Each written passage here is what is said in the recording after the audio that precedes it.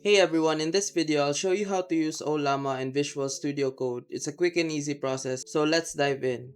First, open VS Code and head to the Extensions tab on the left. In the search bar, type Ollama and hit enter. You'll see the Ollama chat extension pop up. Just click on it and hit install. Once it's installed, you'll be able to chat offline with models available to download from Ollama. But that's not all. Let's set up the second extension that makes everything work smoothly.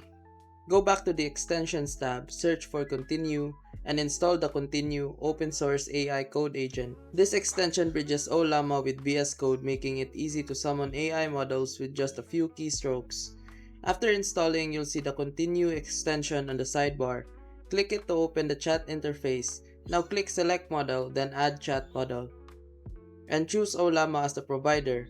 For the model, select Llama 3.1 Chat. Once you're ready, hit Connect. Now type a query into the chat box like using Python, check if number is prime. If the model isn't installed yet, you'll be prompted to install it. Just click install model and you're good to go.